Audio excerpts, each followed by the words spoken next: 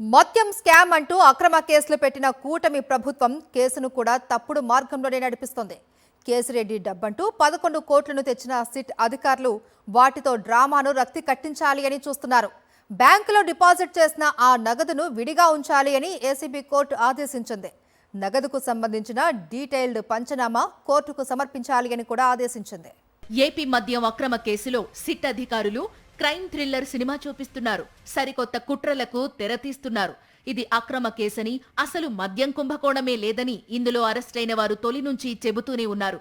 ఇప్పటి వరకు ఎలాంటి సాక్ష్యాలు చూపించలేక 2 రోజుల క్రితం హైదరాబాదులో కేసిరెడ్డికి చెందిన 11 కోట్ల నగదు దొరికిందంటూ కొత్త కథ అల్లారు. ఆ డబ్బుతో తనకు సంబంధం లేదని కేసిరెడ్డి కోర్టులోనే స్పష్టం చేశారు.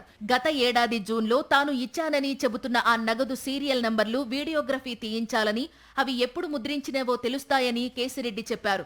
దీంతో నగదును ఫోటోగ్రాఫ్లు తీయాలని ఏసీబీ కోర్టు శుక్రవారం ఆదేశించింది. ఇదిలా ఉంటే శనివారం ఉదయం నగదును ఫోటోలు తీయకుండా బ్యాంకులో డిపాజిట్ చేస్తున్నారని కేసిరెడ్డి ఏసీబీ కోర్టులో మెమో దాఖలు చేశారు.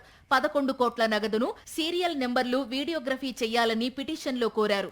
కోర్టు ఆదేశాలు పట్టించుకోకుండా సిట్ తొందరపాటు చర్యలకు పాల్పడుతోందని న్యాయవాది తెలిపారు. పటమట ఎస్బీఐ బ్రాంచ్లో కౌంటింగ్ కు ఇచ్చి అక్కడి నుంచి అకౌంట్ ట్రాన్స్ఫర్ పద్ధతిలో మాచవరం బ్రాంచ్కు జమ చేస్తున్నట్లు అధికారులు చెప్పారు.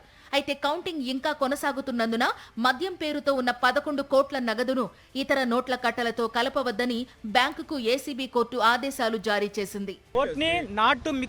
అదర్ కరెన్సీ, ఈ కరెన్సీని ఆ కరెన్సీతో 11 కోట్ల కరెన్సీని మీ చెస్ట్లో ఉన్న కరెన్సీని మిక్సప్ చేయొద్దు.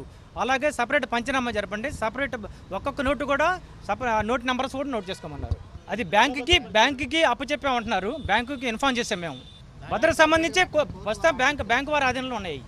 నోట్ల కట్టలు డిపాజిట్ చేసే ముందు సీరియల్ నంబర్లు నమోదు చేయాలని, డీటెయిల్డ్ పంచనామా నివేదికను కోర్టుకు సమర్పించాలని సిట్ను న్యాయమూర్తి ఆదేశించారు. వైఎస్ఆర్సీపీ నేతలపై కక్ష కట్టిన కూటమి ప్రభుత్వం మద్యం స్కామ్ అంటూ అక్రమ కేసులు పెట్టి కీలక నేతలను అరెస్టు చేయిస్తోంది. అసలు స్కామ్ లేకపోవడంతో సాక్ష్యాధారాలు ఎలా సంపాదించాలో తెలియక కేసును కూడా తప్పుడు మార్గాల్లోనే ముందుకు తీసుకెళుతోంది. ఇందులో భాగంగానే 11 కోట్ల నగదు దొరికిందంటూ ఓ కట్టు కథ అల్లింది. ఆ నోట్లు ఎప్పుడు ముద్రించినవో తెలుసుకోవడానికి వీడియోగ్రఫీ తీయించమంటే మళ్లీ అడ్డదారులు తొక్కుతున్నారు సిట్ అధికారులు.